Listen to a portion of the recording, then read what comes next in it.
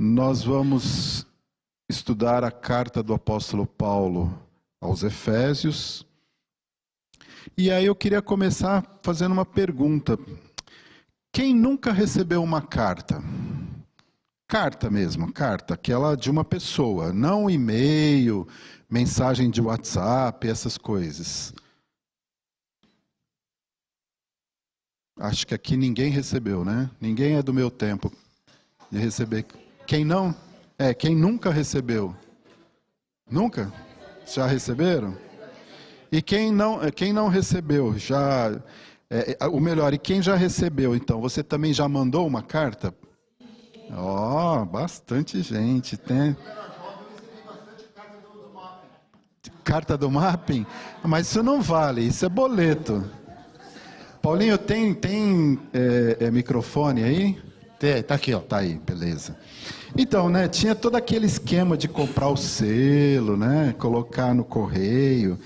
Aí a gente tinha que esperar a carta ir, depois, se tivesse uma resposta, a gente ficava ansioso para chegar a resposta. E aí, com a tecnologia que nós temos hoje, eu acho que ninguém mais manda carta como antigamente, não é mesmo? E esse semestre, então, nós vamos estudar a carta do apóstolo Paulo. E, naquele tempo, as cartas eram escritas em pergaminhos, né? eram levadas pelas pessoas. E não tinha toda essa questão, né, que a gente, ainda alguns aqui, mais experimentados como eu, ia lá, colocava no correio e tal, e ficava esperando depois o carteiro chegar. E a carta do apóstolo Paulo aos Efésios, ela começa assim. Eu acho que é. E aqui vocês, eu copiei e colei o trecho em grego, né, que eu peguei da internet, e coloquei no pergaminho aqui, e o texto em português. Então, eu vou pedir para o Dilson ler para mim, já que ele está com o microfone, os 2 primeiros versos da carta de Paulo aos Efésios. Vamos lá. Paulo, apóstolo de Cristo Jesus, por vontade de Deus, aos santos que vivem em Éfeso e fiéis em Cristo Jesus.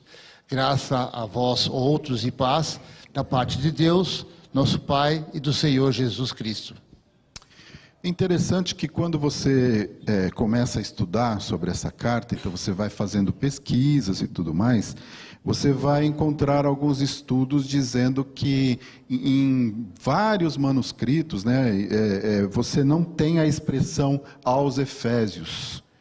Então, muitos creem que essa carta ela foi escrita para ser divulgada entre as igrejas gentílicas, né? Eles chamam de carta circular. E isso talvez explicaria também por que Paulo ele não faz aquelas saudações pessoais, até porque ele ficou, nós vamos verificar aqui, cerca de 3 anos convivendo com aqueles crentes daquela igreja. E então, muitos dizem que esta carta, ela é uma carta endereçada a todas as igrejas. Talvez tenha ficado aos Efésios, porque, como nós vamos verificar, Éfeso era uma cidade muito importante, talvez tenha sido uma igreja-mãe, né? Uma igreja-mãe gentílica. E aí, a partir dessa igreja, a carta foi distribuída. Mas por que eu estou falando isso? Porque está escrito lá, aos santos e fiéis em Cristo Jesus. E aí o que eu queria dizer para você é que essa carta, ela é para mim, ela é para você. Se você é um crente santo e fiel em Cristo Jesus, essa carta é para mim, essa carta é para você, essa carta é para nós. Quando eu leio, né, as cartas do Novo Testamento, eu sempre leio como se elas tivessem sido escritas para mim. Eu acho bem interessante essa abordagem. E aí todos os estudos que eu pesquisei, eles são unânimes em dizer que essa carta foi escrita por Paulo durante um período que ele estava preso, uma prisão domiciliar em Roma. Isso por volta dos anos 60 a 64. É interessante que tem alguns estudos que contestam essa autoria do apóstolo Paulo, mas assim, não vi base nenhuma para isso, gente. Para mim ficou muito claro que o autor é o apóstolo Paulo, né? E aqui nós temos o versículo que é dever de casa para todos nós. Vamos decorar esse verso. Temos aí vários domingos, né? Vamos ler junto? Esse é o nosso versículo-chave. E assim habite Cristo no vosso coração, pela fé, estando vós arraigados e alicerçados em amor. De novo. E assim habite Cristo.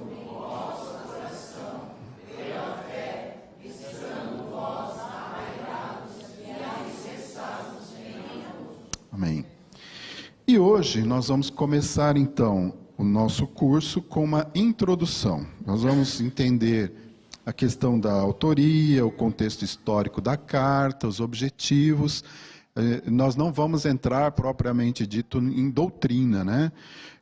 Os 2 versículos que a gente já leu aqui são os principais. Nós vamos seguir mais ou menos a ordem dos capítulos, por isso que o Rogério já falou para vocês, leiam, que a gente vai estudar mais ou menos na ordem, praticamente na ordem dos capítulos que são apresentados. Eu queria começar falando sobre o autor da carta, o apóstolo Paulo. Sem dúvida nenhuma, o apóstolo Paulo é um dos personagens mais conhecidos da Bíblia. Talvez o maior líder, o maior pregador do cristianismo. A gente não pode deixar de mencionar que ele deixou um legado incontestável e incontável até. A gente não faz ideia, né, do que foi esse trabalho, esse ministério do apóstolo Paulo. E ali lá em Atos 21, 39, quem pode ler para mim? Vai passando o microfone aí, por favor. Respondeu-lhe Paulo: eu sou judeu, natural de Tarso, cidade não insignificante da Cilícia, e rogo-te que me permitas falar ao povo. E agora, Atos 22, 25.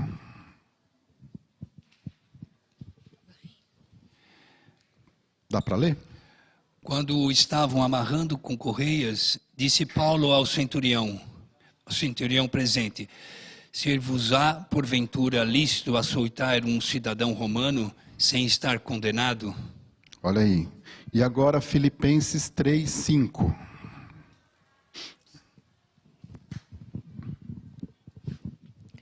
Circuncidado ao 8º dia, da linhagem de Israel, da tribo de Benjamim, hebreu de hebreus, quanto à lei, fariseu. Então, por esses versículos aqui, nós já temos uma ideia de quem foi o apóstolo Paulo, né? Paulo, o nome romano de Saulo, ou Shaul, que era o nome hebraico dele. Ele nasceu em Tarso, que era uma cidade na Cilícia, e era uma cidade assim, de cultura grega, uma cidade muito culta, tinha universidades lá, e embora ele fosse judeu, ele também era cidadão romano. Sobre essa questão da cidadania romana, a gente lê lá em Atos 22, 28. Quem é o próximo da leitura aí, por favor?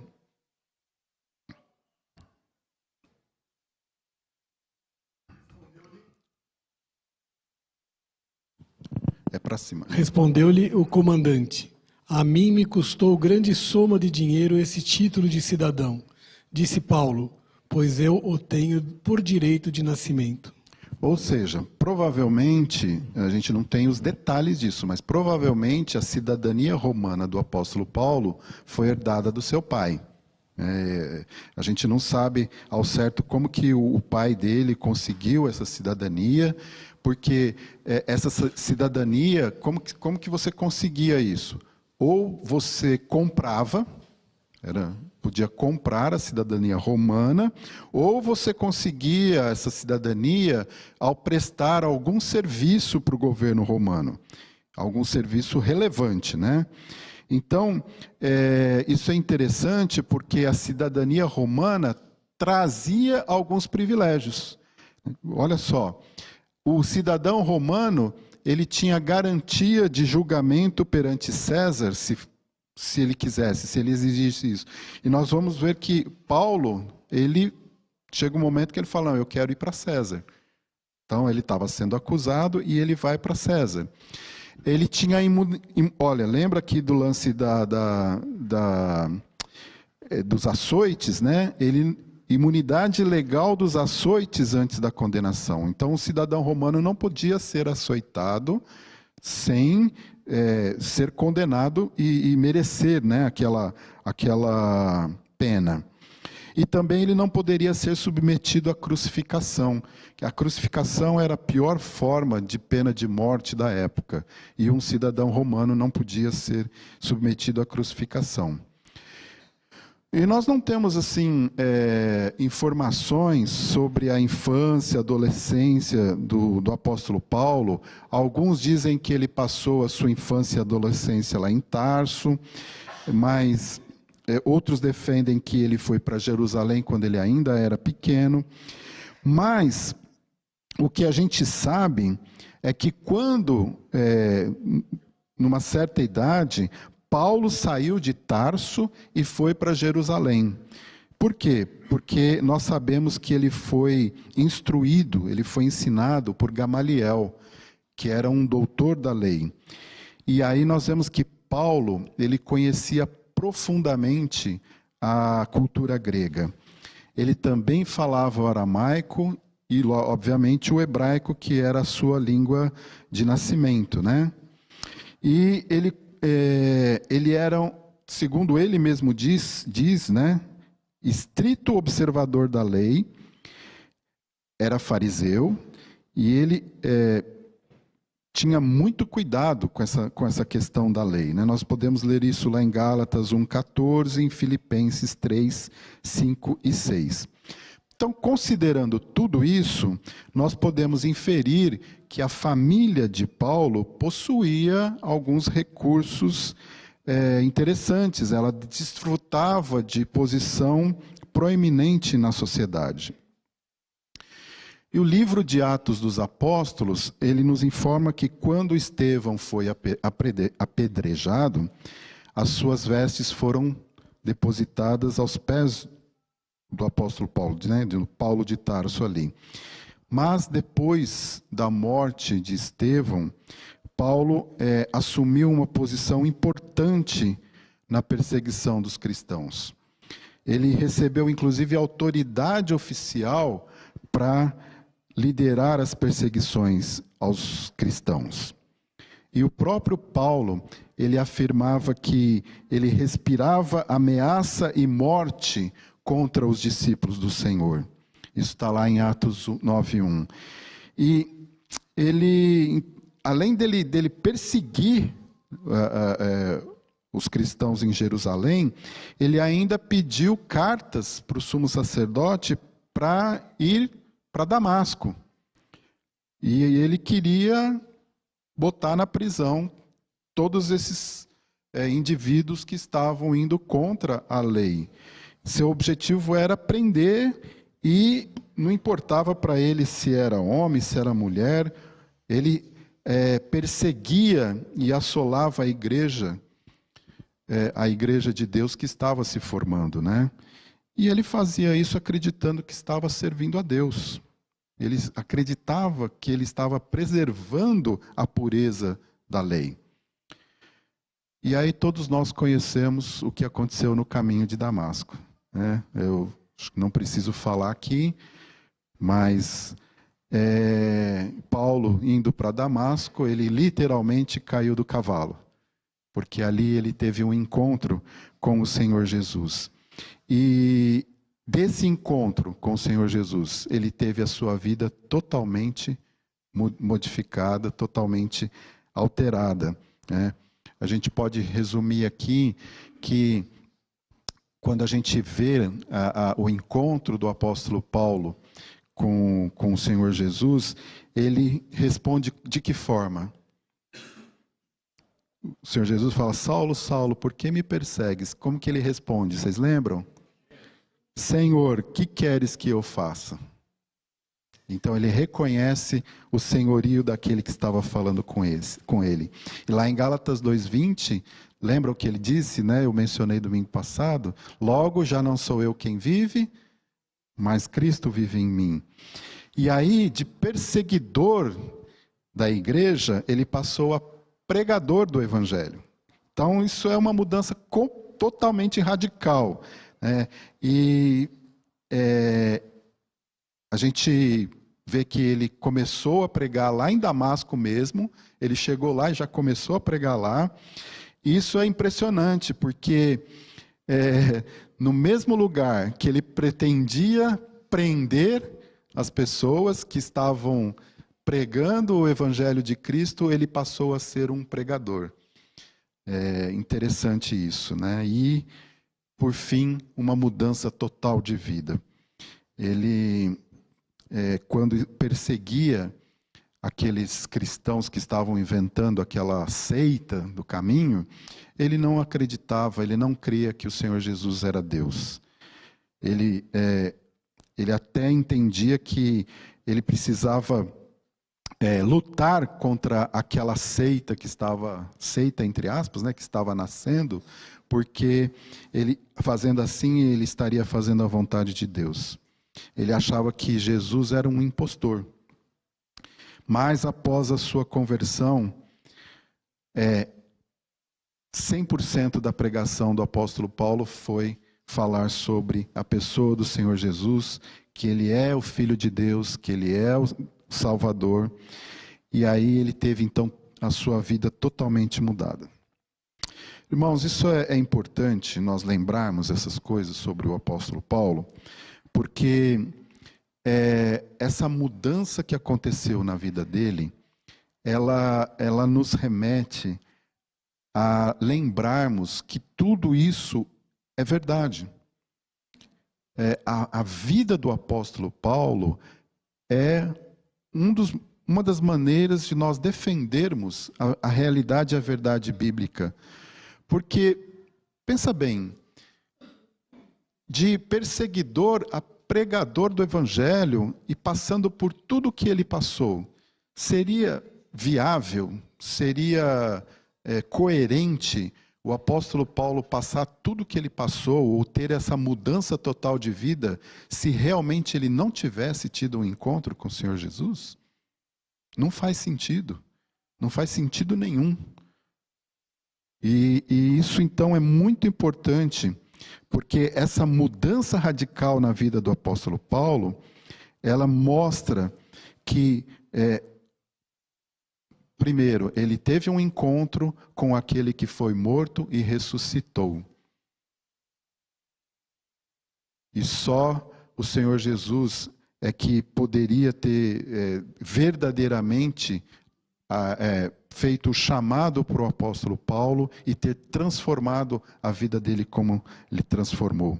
E olha o que ele escreve lá para Timóteo, no capítulo 1, dos versos 12 a 17, eu vou ler porque está meio pequenininho, vocês, acho que dá para acompanhar, mas eu vou ler aqui para ganhar tempo. Ele diz assim: sou grato para com aquele que me fortaleceu, Cristo Jesus, nosso Senhor, que me considerou fiel, designando-me para o ministério. A mim, que noutro tempo era blasfemo, perseguidor, insolente, mas obtive misericórdia, pois o fiz na ignorância, na incredulidade. Transbordou, porém, a graça de nosso Senhor com a fé e o amor que há em Cristo Jesus. Fiel é a palavra e digna de toda aceitação, que Cristo Jesus veio ao mundo para salvar os pecadores, dos quais eu sou o principal. Então, aquele que ele achava que era impostor, agora ele afirma assim: ele veio ao mundo para nos salvar. Continuando, mas por esta mesma razão me foi concedida misericórdia, para que em mim, o principal, evidenciasse Jesus Cristo e sua completa longanimidade, e servisse eu de modelo a quantos hão de crer nele para a vida eterna.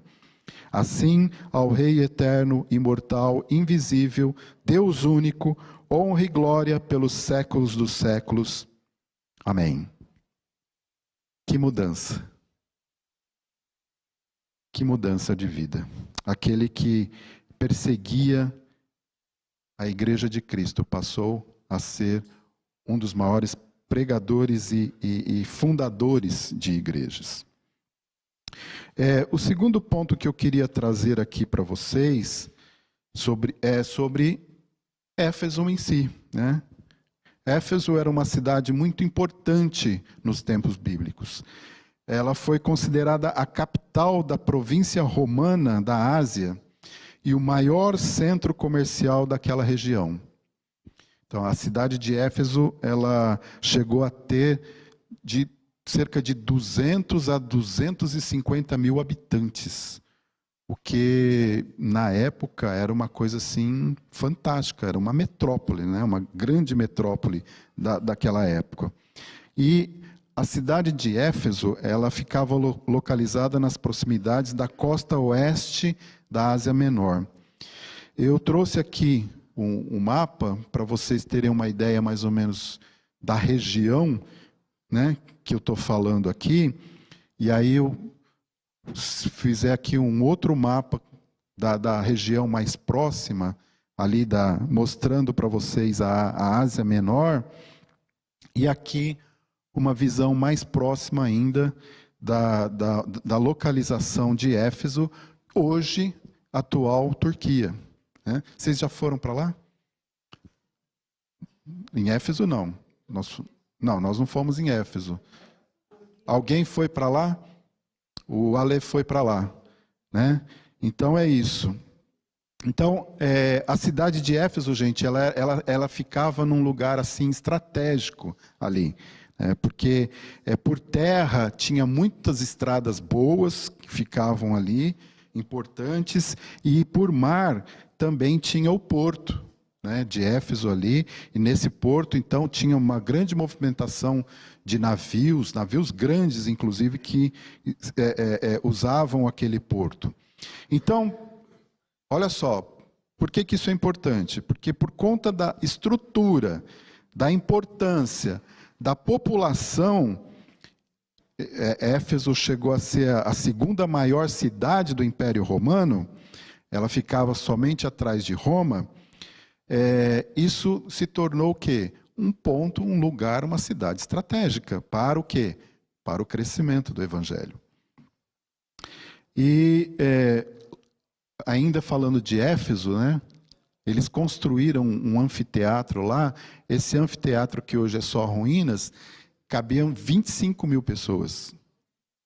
Então, para vocês verem, era uma cidade assim que tinha vários armazéns, muitas construções, né, na cidade de Éfeso. Mas a construção mais conhecida, talvez a mais importante aí, foi o templo dedicado à deusa Ártemis, que era a deusa grega Ártemis, ou Diana. Os romanos chamavam de Diana. E aí você vai ver até no texto aí o templo da deusa Diana. E esse templo, ele foi considerado uma das 7 maravilhas do mundo antigo. E aqui eu trouxe umas gravuras de Ártemis, ou Artemisa, ou Artemísia, e ela era a filha de Zeus, e era gêmea de Apolo.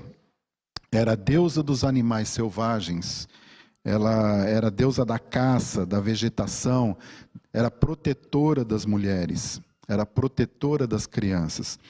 Era conhecida por usar um arco e uma flecha, que não tem nada a ver com a nossa querida Márcia, né? Mas ela era, a carruagem dela era puxada por 5 cervos de chifres dourados. Tinha também um lance de magia, né? nessa deusa aí, dizem que ela mandava doenças, assim, pragas, né, para os homens, para os animais, que como punição, aquela coisa que, quando ela ficava brava, ela não gostava da pessoa. E aí, em Atos, quem lê para mim, 19:35, pode ler, Tiago. O escrivão da cidade, tendo apaziguado o povo, disse: Senhores Efésios, quem porventura não sabe que a cidade de Éfeso é a guardiã do templo da grande Diana e da imagem que caiu de Júpiter? Olha só, tem uma informação interessante aqui, eu não sei se é por conta desse verso, mas dizem que a estátua de Diana que tinha lá dentro do templo, ela foi esculpida de um meteoro, e por isso que eles falavam que tinha caído do céu. Então vejam como era a mentalidade, né, a cosmovisão daquele pessoal em relação à deusa Diana. Era uma coisa bem interessante. E aqui, voltando, né, para o templo de Ártemis ou Diana, aqui em cima vocês vão ver uma maquete. Essa é uma maquete do templo. E embaixo uma gravura, essa gravura de Philip Schaff. Ele era uma coisa assim monumental, né? Pelo histórico que eu li, esse templo, ele foi na verdade o terceiro templo construído para essa deusa, porque o primeiro ele foi destruído por uma inundação, né, no século 7 a.C. O segundo foi destruído no ano 356 a.C. por um incêndio. Um cidadão chamado Heróstrato, ele queria fama de qualquer jeito, e aí ele foi lá e botou fogo nas madeiras do telhado do templo, nas vigas de madeira do telhado, simplesmente porque ele queria ser famoso. E em 323 a.C., eles começaram então a reconstruir esse templo. Esse templo era o maior de todos, ele tinha 137 metros de comprimento, olha o tamanho disso, 69 metros de largura, e tinha mais de 100 colunas, uns dizem que eram 127, mas eram muitas colunas. Essas colunas tinham 18 metros de altura. Era o maior templo do mundo antigo e, durante muito tempo, o mais significativo feito da civilização grega. Esse templo ele durou cerca de 600 anos, mas por volta de 269 depois de Cristo, ele foi destruído após sucessivos terremotos. E nesses terremotos também realizaram muitos saques. E hoje, o que nós vemos lá, o que provavelmente o Alê viu, é essa coluna. É o que sobrou, é uma solitária coluna do templo, e essa coluna ela ainda foi reerguida por arqueólogos alemães no século XIX. É isso aí, Alê? Foi isso que você viu lá? Só ruínas. Isso aqui é o que sobrou do templo.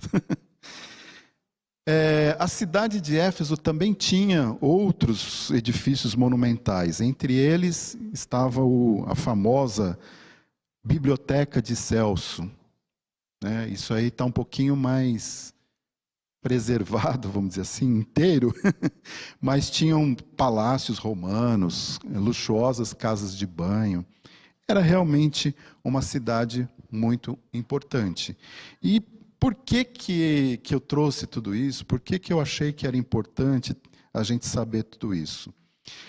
Justamente porque Éfeso era uma cidade rica, ela tinha uma economia próspera e ela também servia como um centro administrativo para o governo romano. Então, era uma cidade que era um centro industrial, tinha um comércio muito forte, mas o sucesso econômico de Éfeso estava intimamente ligado aos seus assuntos religiosos. Isso é importante a gente saber. A cidade, ela era conhecida não apenas por ser um centro econômico importante, mas também por ser um centro religioso de referência. Então vejam vocês aonde Paulo está se metendo, né? Então, assim, a religião lá em Éfeso, ela empregava muita gente.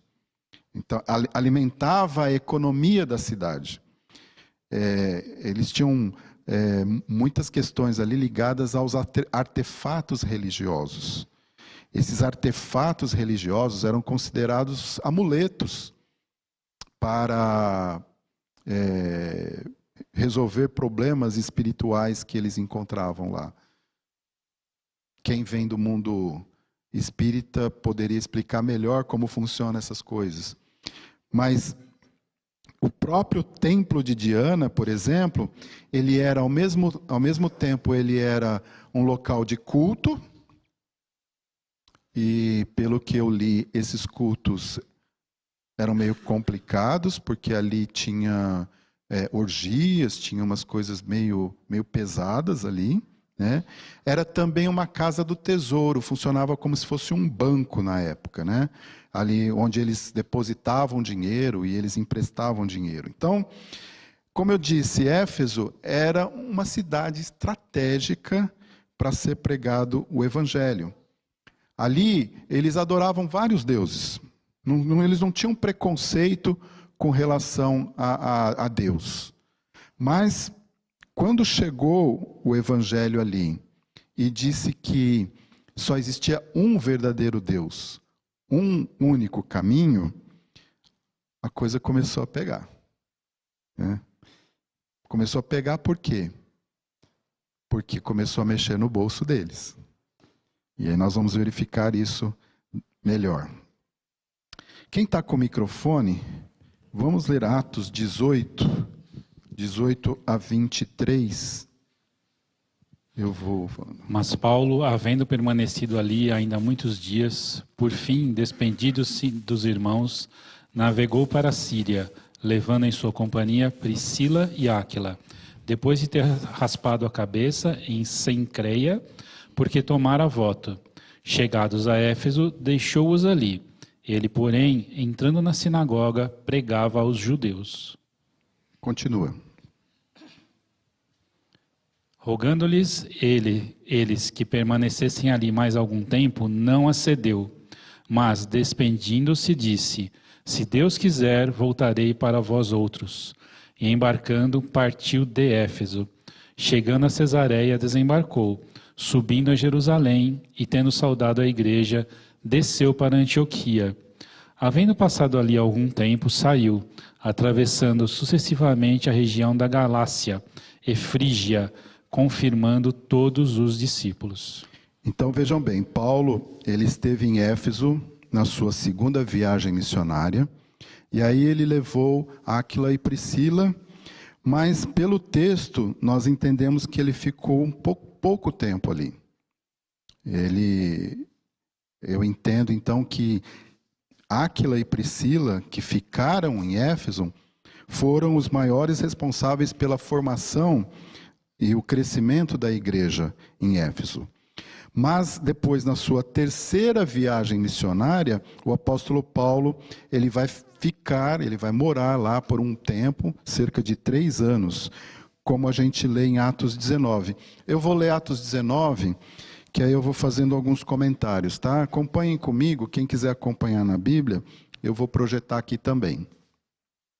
Então está escrito assim: durante 3 meses, Paulo frequentou a sinagoga, onde falava ousadamente, dissertando e persuadindo com respeito ao reino de Deus. Visto que alguns deles se mostravam empedernidos e descrentes, falando mal do caminho diante da multidão, Paulo, apartando-se deles, separou os discípulos, passando a discorrer diariamente na escola de Tirano. Então, como sempre fazia, Paulo, quando chegava em algum local, o primeiro lugar onde ele ia era para a sinagoga. Lembram do método que ele usava? Que ele fala lá em Romanos 1,16? Primeiro ao judeu e também ao gentil, ao grego. Essa era o método que Paulo usava. E ele, como nós vimos aí, não foi bem aceito na sinagoga, então ele passou a ensinar na escola de Tirano. Versículo 10. Durou isto por espaço de 2 anos, dando ensejo a que todos os habitantes da Ásia ouvissem a palavra do Senhor, tanto judeus como gregos.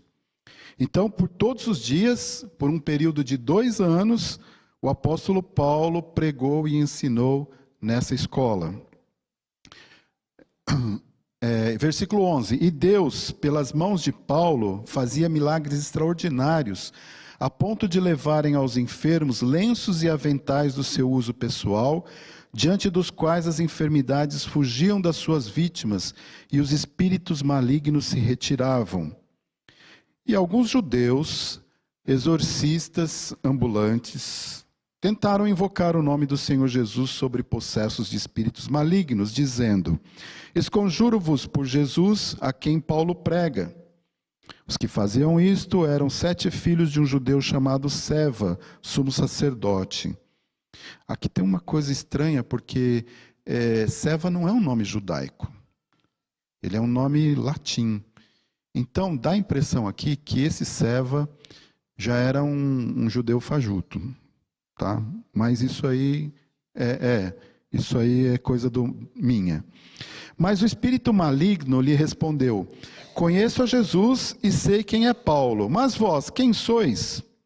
E o possesso do espírito maligno saltou sobre eles, subjugando a todos, e de tal modo prevaleceu contra eles, que desnudos e feridos fugiram daquela casa.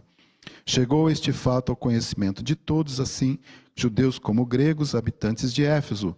Veio temor sobre todos eles, e o nome do Senhor Jesus era engrandecido. Muito cuidado quando você for para uma batalha espiritual, né, meu irmão?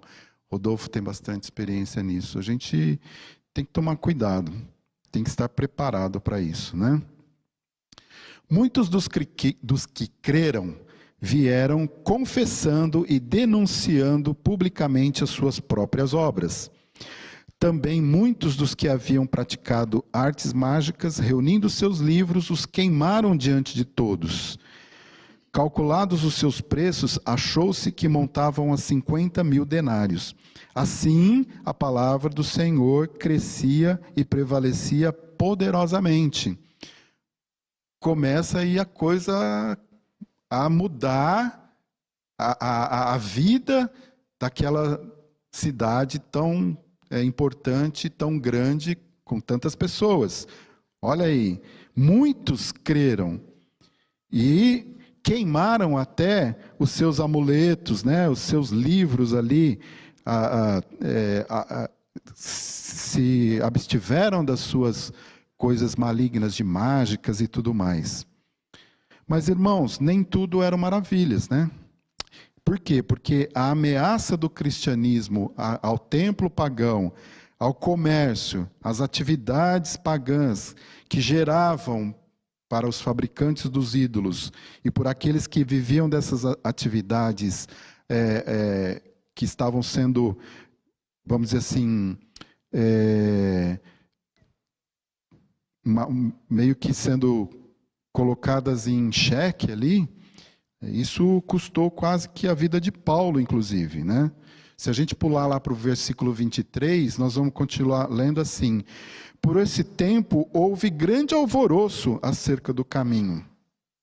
Caminho era o nome que eles davam para o evangelho de Jesus ali. Lembram que depois eles foram chamados de cristãos, né? Pois um ourives chamado Demétrio, que fazia de prata nichos de Diana e que dava muito lucro aos artífices, o que esse cara fez? Convocando-os juntamente com outros da mesma profissão, disse-lhes: senhores, sabeis que deste ofício vem a nossa prosperidade. E estáis vendo e ouvindo que não só em Éfeso, mas em quase toda a Ásia, olha como a coisa estava crescendo. Este Paulo tem persuadido e desencaminhado muita gente, afirmando não serem deuses os que são feitos por mãos humanas. Não somente há o perigo de a nossa profissão cair em descrédito, como também o de o próprio templo da grande deusa Diana ser estimado em nada, e ser mesmo destruída a majestade daquela que toda a Ásia e o mundo adoram. Ouvindo isto, encheram-se de furor e clamavam: grande é a deusa dos Efésios. Grande é a Diana dos Efésios. E foi a cidade tomada de confusão. E todos, a uma, arremeteram para o teatro, arrebatando os macedônios Gaio e Aristarco, companheiros de Paulo. Querendo este apresentar-se ao povo, não lhe permitiram os discípulos. Também as iarcas, que eram amigos de Paulo, mandaram rogar-lhe que não se arriscasse indo ao teatro. Paulo, não vai para lá. Não vai para lá porque o negócio está feio lá. Está pegando. Uns, pois, gritavam de uma forma, outros de outra, porque a assembleia caíra em confusão. E na sua maior parte, nem sabiam por que motivo estavam reunidos. Aqui parece coisa de brasileiro, né? Então tiraram Alexandre dentre a multidão. O cara está lá, mas não sabe nem por quê, né? Talvez por um pãozinho de mortadela, lá com mortadela, sei lá. Então tiraram Alexandre dentre a multidão, impelindo os judeus para a frente. Este, acenando com a mão, queria falar ao povo. Quando, porém, reconheceram que ele era judeu, todos a uma voz gritaram por espaço de quase 2 horas: grande é a Diana dos Efésios. Imagina, 2 horas gritando, né? A gente fica aqui ouvindo a escola dominical, o Marcos está falando faz 40 minutos aqui, eu estou morrendo de sono, não aguento mais, quero ir embora. E os caras ficaram gritando 2 horas, grande é a Diana dos Efésios. E vamos lembrar, também é interessante a gente comentar, que o judeu lá em Éfeso, ele não era muito bem visto. Como praticamente em todo lugar, né? Por quê? Porque o judeu, ele acreditava, ele seguia um Deus único. Ele não aceitava a divindade de Diana e dos outros deuses que os efésios aceitavam. Então, eles não eram bem vistos por conta disso. E aí, o escrivão da cidade, tendo apaziguado o povo, disse: senhores Efésios, quem porventura não sabe que a cidade de Éfeso é a guardiã do templo da grande Diana e da imagem que caiu de Júpiter?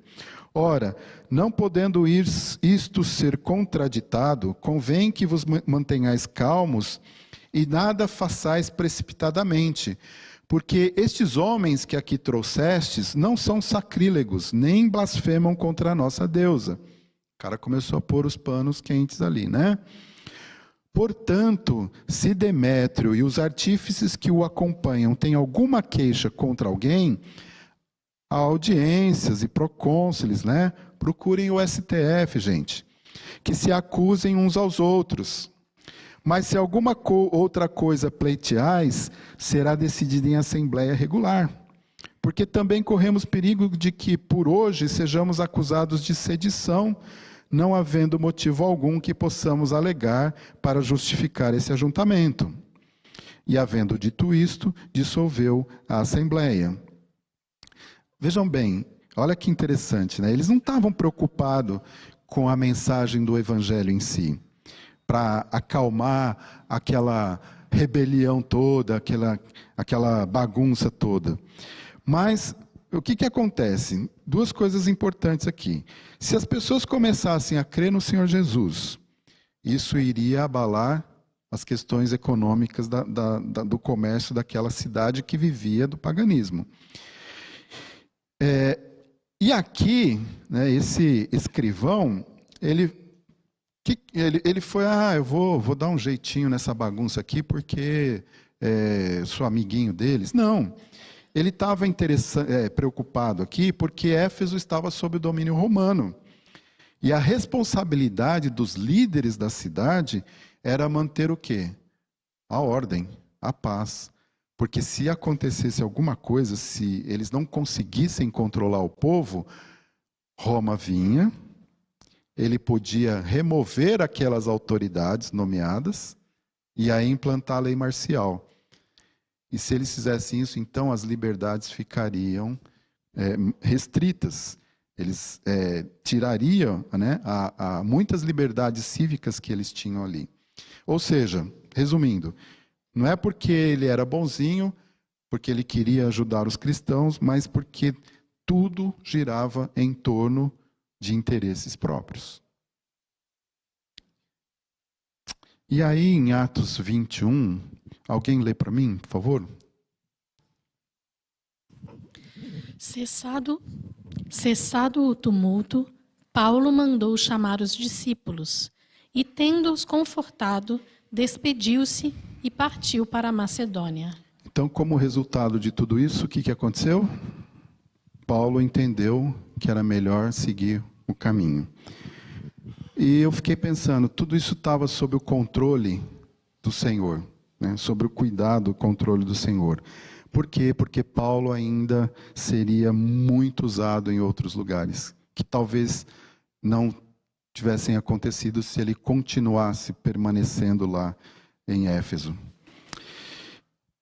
E aí em Timóteo 1, de 1 a 4, eu vou ler também. Diz assim: Paulo, apóstolo de Cristo Jesus, pelo mandato de Deus, nosso Salvador, e de Cristo Jesus, nossa esperança, a Timóteo, verdadeiro filho na fé, graça, misericórdia e paz da parte de Deus Pai e de Cristo Jesus, nosso Senhor. Quando eu estava de viagem rumo da Macedônia, te roguei permanecesses ainda em Éfeso para admoestares a certas pessoas, a fim de que não ensinem outra doutrina, nem se ocupem com fábulas e genealogias sem fim, que antes promovem discussões do que o serviço de Deus na fé. Ou seja, o apóstolo Paulo, ele sai de Éfeso, mas ele deixa Timóteo, pedindo para que ele cuidasse da sã doutrina e não deixasse que os efésios caíssem na apostasia. Bom, então o que nós podemos aprender, o que eu posso aprender e apreender da carta do apóstolo Paulo aos Efésios? É interessante que essa carta, ela não foi escrita para neutralizar qualquer heresia ou para enfrentar qualquer problema específico, como por exemplo a gente vê lá nas cartas de Paulo aos Coríntios. Essa carta, ela é uma carta de encorajamento.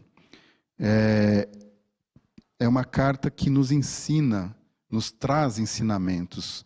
O Rogério falou de alguns pontos aqui, mas ela é muito rica e se for pedir para cada um de vocês, olha, o que vocês entenderam, o que vocês aprenderam dessa carta, vai sair muita coisa, muita coisa.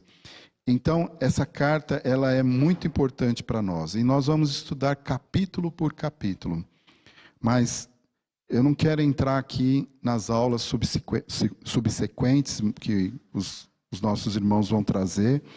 Mas eu queria dar um resumo aqui do que vai ser o nosso curso durante esses próximos domingos. Então, nós temos aqui, primeiramente, a posição do crente mediante a graça. E lá em Efésios 1:3 diz assim: Bendito o Deus e Pai de nosso Senhor Jesus Cristo, que nos tem abençoado com toda sorte de bênção espiritual nas regiões celestiais em Cristo.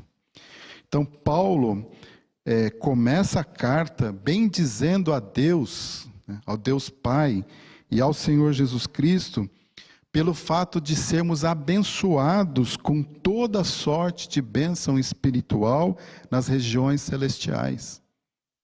E é interessante essa expressão regiões celestiais, talvez na sua versão está lugares celestiais.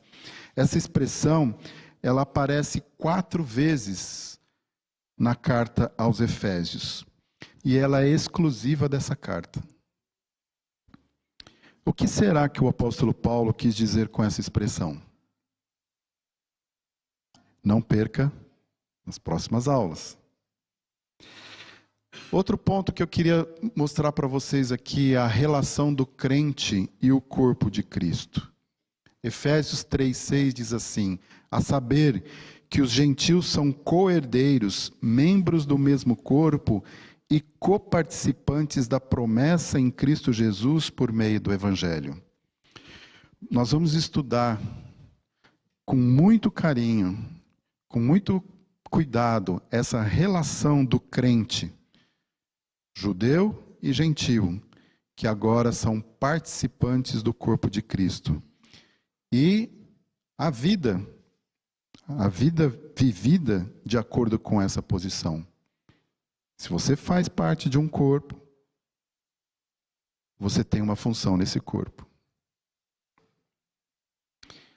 E terceiro, o andar e a luta do crente. Nós lemos lá em Efésios 6,12 assim: porque a nossa luta não é contra o sangue e a carne, e sim contra os principados e potestades, contra os dominadores deste mundo tenebroso, contra as forças espirituais do mal nas regiões celestes. Olha aí, regiões celestes de novo.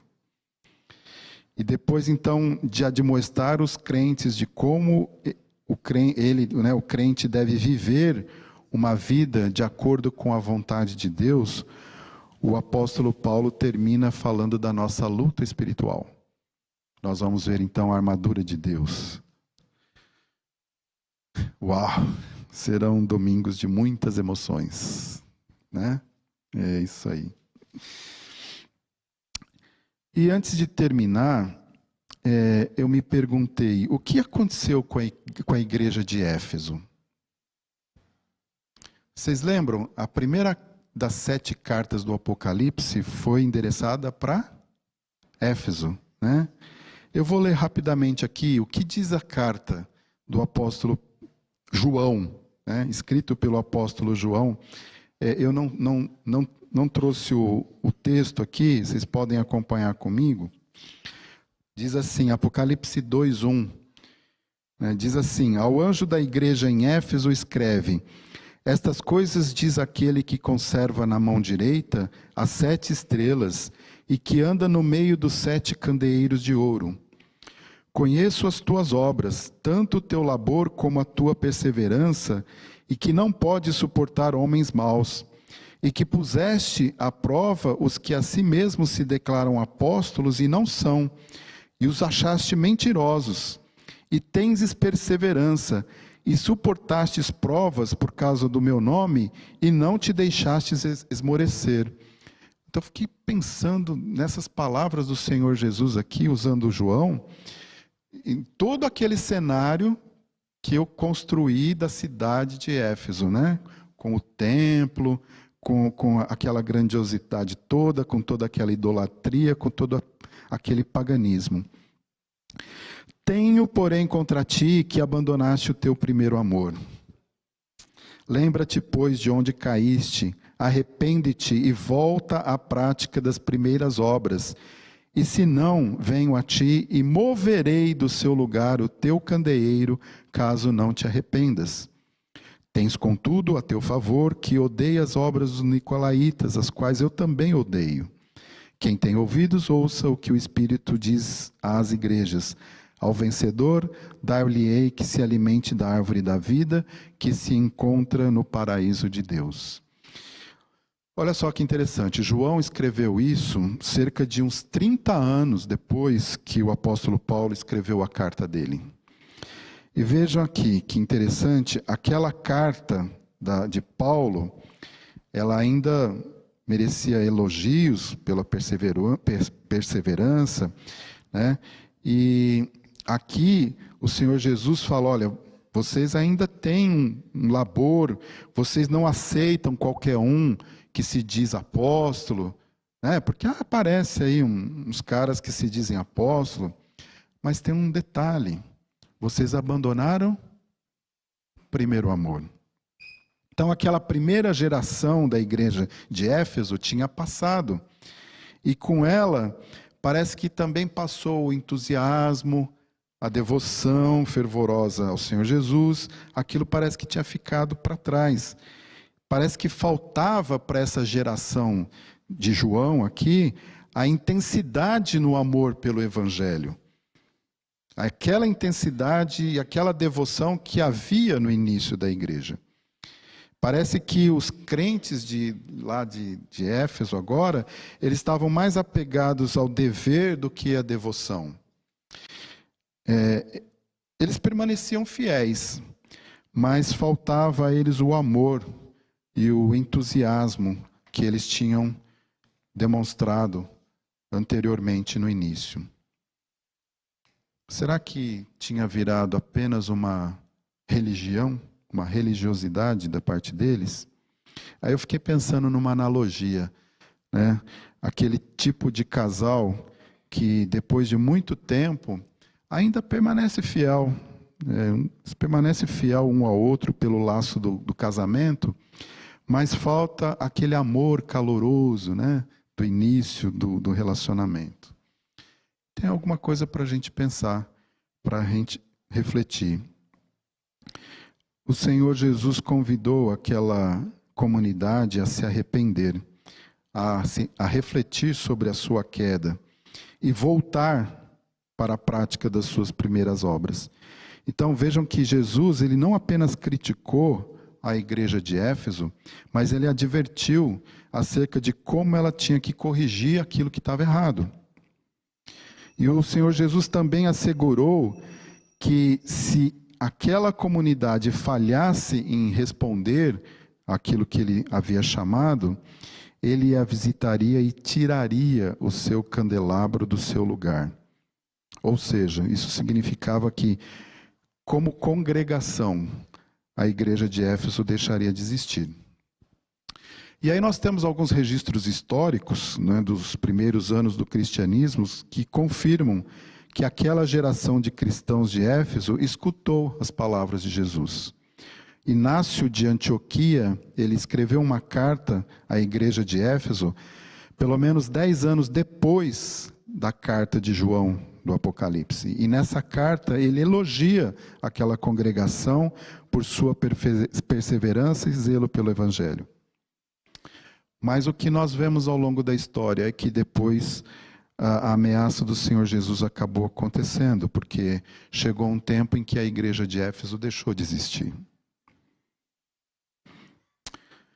É interessante que na cidade de Éfeso haviam grandes banquetes dedicados aos ídolos. Os pagãos procuravam atrair os cristãos para os seus cultos idólatras com esses banquetes, mas os fiéis receberam do Senhor Jesus a promessa de um banquete muito melhor. Ele diz que eles haveriam de comer da árvore da vida, ou seja, não estava reservado para eles ali um mero banquete com coisas passageiras, mas sim a vida eterna no paraíso celeste. E eu quero te convidar, meu irmão, minha irmã, a estudarmos juntos, nos próximos domingos, esta carta tão especial. Essa carta que o Espírito Santo, usando o nosso irmão, o apóstolo Paulo, ela enviou para mim e enviou para você, enviou para nós. Amém? Eu quero terminar a EBD de hoje com as mesmas palavras que o apóstolo Paulo se despede dos Efésios, lá em Éfesos 6. Ele diz assim: paz seja com os irmãos e amor com fé da parte de Deus Pai e do Senhor Jesus Cristo. A graça seja com todos os que amam sinceramente a nosso Senhor Jesus Cristo. Amém?